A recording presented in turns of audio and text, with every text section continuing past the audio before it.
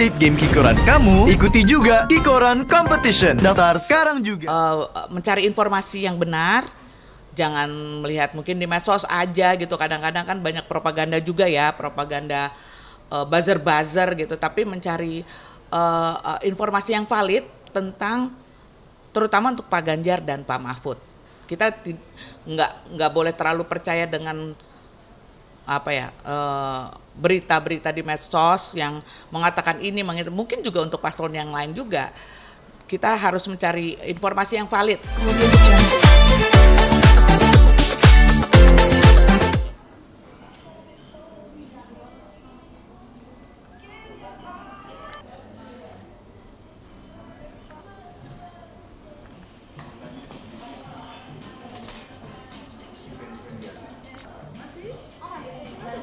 baru konser kemarin Desember di Advent masih Kemarin broadcast lo tau? Hah?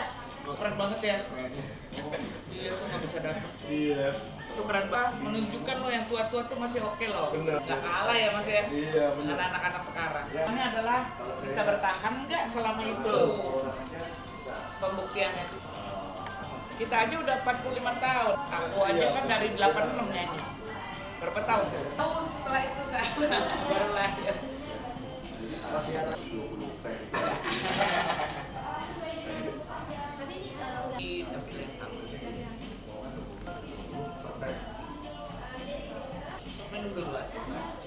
Oh, pastinya. Biro? Iya Mbak, mungkin boleh diceritakan nih soal didaftarkannya menjadi bacalek dari PDIP, mungkin seperti apa sih? Sebenarnya ini adalah yang kedua kali, periode kedua. 5 tahun yang lalu saya diminta untuk juga menjadi calon legislatif di Kabupaten Bandung dan Kabupaten Bandung Barat, yaitu Dapil Jabar 2, Jawa Barat 2. Karena memang saya lahirnya kan di Jawa Barat, saya lahir di Bandung. Jadi itu mungkin kebijaksanaan dari partai menempatkan saya di Dapil Jawa Barat 2. Mungkin sebelumnya sempat menjabat juga di wilayah yang sama dan akhirnya sekarang mungkin ada ini nggak sih sesuatu yang akan diubah pada saat nanti terpilih? Saya sih lebih konsentrasi untuk yang periode sekarang adalah lebih ke wanita dan anak-anak. Dan kebetulan di Jawa Barat kan masih lumayan tinggi tingkat stunting untuk anak-anak. Mungkin untuk yang kalau saya terpilih dan diberi amanah oleh masyarakat Jawa Barat 2, dapil saya akan lebih fokus ke ibu dan anak-anak. Karena saya pikir anak-anak adalah kan harapan bangsa. Nanti mereka dewasa menjadi pemimpin dan mereka harus sehat dan bahagia yang pastinya. Jadi itu fokus saya sih ke situ. Mungkin gerakan pertama kali yang akan dilakukan ketika terpilih mungkin nanti apa? Saya belum tahu karena nanti adalah kalau terpilih insya Allah ya oleh partai, saya belum tahu ditempatkan di mana. Jadi nanti mungkin sesuai dengan penempatan di komisinya. Tapi saya berharap sih mungkin ya untuk seperti saya mungkin di komisi 11 ya, kesehatan, kemudian perempuan dan anak. Saya sih berharap itu nanti langkahnya mungkin sesuai nanti kalau ditempatkan di mana itu mungkin. Mungkin kemarin udah sempat belusukan dan bertemu dengan warga-warga. Mungkin keluh kesah dari warga sendiri apa sih yang disampaikan? Kalau penduduk Jawa Barat 2 itu kan lebih banyak petani ya gitu, peternak gitu, karena daerahnya kan pegunungan, ladang, persawahan, memang mereka mungkin banyak keluhan di bidang pupuk gitu ya, subsidi pupuk dan segala macam, juga kesehatan.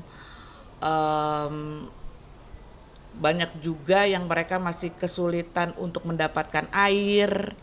Jadi mereka minta mungkin dari pemerintah untuk membuatkan sumur untuk mereka mengambil air karena sumbernya itu mereka agak sulit. Kurang lebih seperti itu ya. Pendidikan juga mungkin rata-rata sama dengan di daerah lain, tapi karena ini daerah pertanian mungkin mereka lebih banyak untuk masalah pertanian. Mungkin ada kesulitan nggak sih pada saat nanti akan merealisasikan gitu ininya? Mungkin dari infrastruktur jalannya kah untuk mendapatkan? Ya, saya pikir juga infrastruktur masih banyak kurang tuh kalau di Jawa Barat, di kabupaten ya. Ada daerah yang belum ada aspalnya gitu. Jadi mungkin itu yang belum tersentuh oleh pemimpin di sana gitu. Jadi mungkin tugas saya seperti itu nanti turun ke daerah pemilihan, melihat apa yang kekurangan atau apa yang perlu ditingkatkan atau dikembangkan.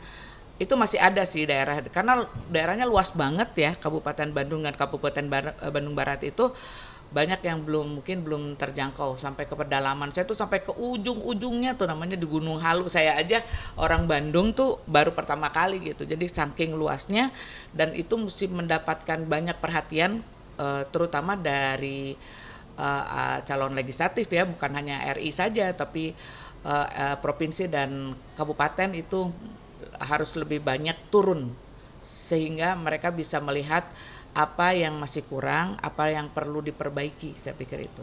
Bu, mungkin sedikit flashback nih terkait debat capres kemarin nih, melihat Pak Mahfud MD mungkin seperti apa sih pada saat debat kemarin? Wah, kalau Pak Mahfud sih nggak usah dipertanyakan lah ya. Maksudnya pengalaman beliau kan luar biasa, mulai dari di MPR, kemudian jadi ketua MK, juga menjadi menteri. Saya pikir kalau Pak Mahfud dan Pak Ganjar tuh udah paket komplit sih. Paket komplit deh pokoknya, semua jenjang karirnya itu benar-benar dari bawah. Jadi Pak Mahfud juga dan Pak Ganjar itu saya pikir paling memahami keresahan atau kesulitan masyarakat. Saya pikir itu tuh udah pilihan paling keren lah, udah paling komplit, paket komplit. Mungkin melihat sosok Pak Mahfud dan Mas Ganjar nih, sosok kepemimpinannya seperti apa sih yang Ibu tahu? Saya pikir kalau saya sama Pak Ganjar sudah kenal lah ya gitu, dan mereka kalau Pak Ganjar itu sosok yang sangat humble, orang yang sangat mau mendengarkan, karena beberapa kali pertemuan tuh beliau mau mendengarkan, terutama kami ya sebagai insan musik atau seniman. Beliau sangat memahami, dan ada banyak permintaan dari kami, dan beliau sangat ingin mengakomodir segala keluh kesah kami. Dan mereka bukan itu saja, tapi Pak Ganjar itu sangat memahami permasalahan gitu. Kemudian dari anak-anak milenial, karena beliau juga punya anak, bukan Gen Z atau milenial ya, Gen Z kayaknya ya. Jadi beliau sangat mengerti. Kalau Pak Mahfud itu juga karena tadi saya bilang pengalaman yang luar biasa, sangat memahami apa yang diinginkan oleh masyarakat. Saya pikir itu ya, kayaknya udah nggak perlu dipertanyakan lagi sih dedikasi beliau untuk beliau dua ini untuk bangsa Indonesia. Mungkin tadi kan sempat dibahas katanya paket lengkap nih. Yeah. Jadi bisa dibilang capres dan cawapres Pak Ganjar dan Pak Mahfud ini bisa jadi harapan untuk masyarakat. Sangat bisa, saya yakin banget. Saya yakin melalui Pak Ganjar dan Pak Mahfud, beliau bisa menunaikan janji-janjinya.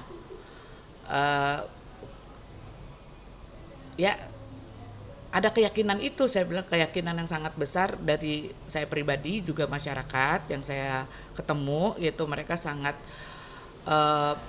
berharap, dan saya yakin juga Pak Mahfud dan Pak Ganjar bisa lebih membawa Indonesia ke level yang berikutnya. Dan kita menyongsong Mas Masa depan. Iya. Untuk Indonesia yang lebih unggul. Saya yakin banget di tangan Pak Ganjar dan Pak Mahfud, karena kita nggak usah susah-susah deh, kita tinggal cari rekam jejaknya. Itu aja. Pengalaman beliau, apa yang sudah beliau lakukan, dan relatif dua orang ini kan, beliau dua ini sangat bersih ya, punya rekam jejak yang bersih. Kayaknya itu sih patokannya yang paling gampang, dan sangat apa ya, untuk masyarakat itu jangan apa ya, jangan mau apa ya, kok jadi blank. Masyarakat juga harus mau mencari rekam jejak dari masing-masing paslon. Dari situ kita bisa memahami dan kita bisa melihat apa saja yang mereka sudah kerjakan. Jadi jangan hanya cuman karena gimmick-gimmick gitu kita langsung karena begini kita terima, tapi kita harus tahu apa yang beliau sudah lakukan. Rekam jejak sangat mudah kita cari di internet. Khususnya untuk anak-anak muda sekarang yang kadang-kadang cuman karena gimmicknya dia terima, tapi enggak. Jangan sampai kita memberikan masa depan bangsa ini kepada orang-orang yang kapabilitasnya itu belum bisa kita belum bisa kita tahu. Lebih baik kita kasih ke orang yang udah jelas rekam jejaknya dan jenjang karirnya itu udah sangat bisa dipertanggungjawabkan. Mungkin memprediksi nih nanti untuk debat ketiga dengan tema ini kan pertahanan, keamanan, hubungan internasional dan juga geopolitik. Nah, prediksi dari Mbak seperti apa sih pada saat nanti debat? Udah pasti yang paling unggul pasti Pak Ganjar dan Pak Mahfud. Pak Mahfud kan pertahanan, Menko Polhukam. Menko Polhukam udah pasti sangat memahami. Geopolitik juga pasti Pak Ganjar sangat memahami gitu. Saya pikir kalau untuk Pak Ganjar dan Pak Mahfud sih udah nggak bisa, segala topik pasti beliau sangat memahami. Jadi setiap menghadapi debat sih saya sih nggak pernah ragu ya dengan beliau dua ini karena mempunyai tim yang luar biasa. Kemudian pengalaman beliau berdua nggak ada keraguan sama sekali kalau saya pribadi. Mungkin di debat ketiga nanti apalagi Pak Mahfud akan Menko Polhukam pasti akan unggul nggak sih untuk debat? Pasti, saya yakin Pak Mahfud pasti akan unggul. Pembawaan beliau yang tenang itu membuat kita juga kalau nonton itu sangat secure gitu, aman gitu, tentrem gitu lihat mereka berdua. Pak Ganjar juga dengan gayanya yang sangat bersahaja itu membuat kalau pemilih mungkin yang masih swing voters tuh saya yakin mereka akan memilih Pak Ganjar sama Pak Mahfud. Mungkin kan banyak yang masih swing voters. Apa sih yang bisa diyakinkan nih agar kalau capres dan cawapres Pak Ganjar dan Pak Mahfud ini memang yang terbaik? Ya sekali lagi saya pikir kalau swing voters tuh kebanyakan anak-anak muda ya, mereka yang nggak terlalu, kadang-kadang tidak terlalu peduli juga dengan politik. Tapi saya menghibau untuk anak-anak saya juga nih pemilih baru, sebagai orang tua kita harus mengedukasi juga anak-anak, kita memberi pemahaman terutama untuk memilih capres dan cawapres supaya anak-anak kita jangan salah memilih, karena dengan kita salah memilih tuh kita akan mengorbankan 5 tahun ke depan tuh sangat disayangkan gitu. Jadi saya berharap yang masih swing voters lebih mencari informasi yang benar, jangan melihat mungkin di medsos aja gitu. Kadang-kadang kan banyak propaganda juga ya, propaganda buzzer gitu, tapi mencari informasi yang valid tentang, terutama untuk Pak Ganjar dan Pak Mahfud. Kita nggak boleh terlalu percaya dengan berita-berita di medsos yang mengatakan ini, mungkin juga untuk paslon yang lain juga. Kita harus mencari informasi yang valid. Jadi jangan termakan dengan hasutan atau hoax.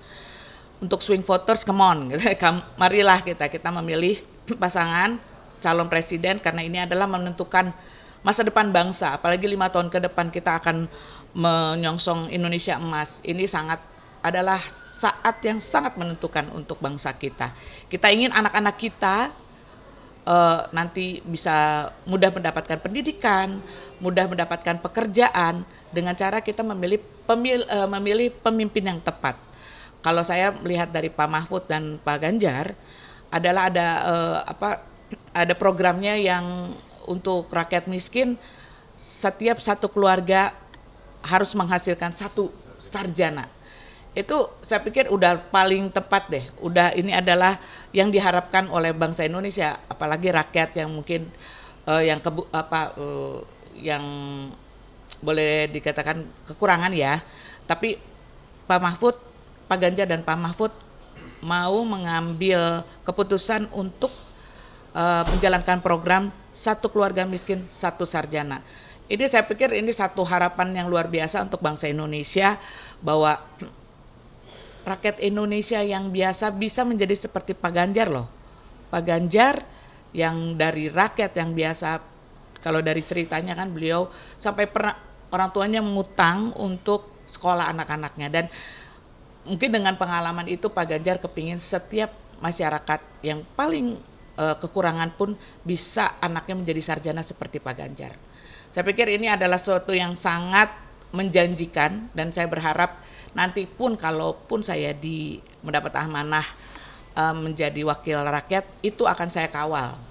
Itu kan saya pastikan setiap rakyat atau keluarga miskin salah satu keluarganya menjadi sarjana. Itu sih mungkin yang saya lakukan. Mungkin harapannya nih untuk pada tanggal 14 Februari nanti. Ya. Seperti apa sih pemilu yang seperti apa yang diinginkan? Yang pasti pemilu damai. Mari saya ajak semua masyarakat Indonesia yang sudah punya hak pilih untuk datang ke TPS untuk mempergunakan hak pilihnya. Jangan golput, karena kita harus menentukan nasib bangsa kita ke depan. Siapa lagi kalau bukan kita? Kita pilih yang tepat, kita pilih yang kita yakin akan membawa Indonesia menjadi lebih baik. Kalau saya pribadi, saya sangat percaya kepada Pak Ganjar dan Pak Mahfud akan membawa Indonesia ke Indonesia yang lebih baik, menjadi Indonesia yang unggul dan Indonesia yang sangat diperhitungkan di dunia internasional. Saya sangat percaya itu. Jadi saya mengajak seluruh rakyat Indonesia untuk datang ke TPS dan memilih pemimpin Indonesia ke depan untuk membawa Indonesia menjadi lebih keren, menjadi lebih maju. Cukup, 2, 1. Dan apalagi ini kan keadaan sangat tidak kondusif. Ini sih lebih serem dari yang kemarin nih menurut aku sih. Benar. Iya.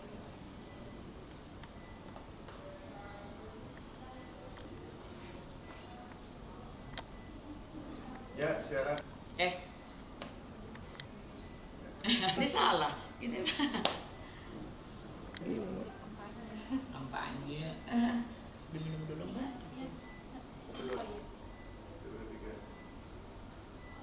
Cek jalan ya hari ini mana-mana ya. Nomor telepon Tamara, Andre. Kemarin dikira Mas Andre itu datang ke acara. Ada. Oh, ada. Tim aku dapetnya OMC di bawah sama. Andre nyanyi malah. Tadi malam. Oh semalam yang nongkrong bareng. Oh iya. Ada. Ada. Anongce nyanyi kan? Tuh yang dikejar juga tuh Mas Andre. Iya sih dapionnya. Oh, paling Zoom sih. Mau kali ya Bang? Mau. Kalau untuk ini pasti mau. Kita juga jarang ngeliat DM soalnya kadang-kadang kan. Ntar aku WhatsApp ya. Iya.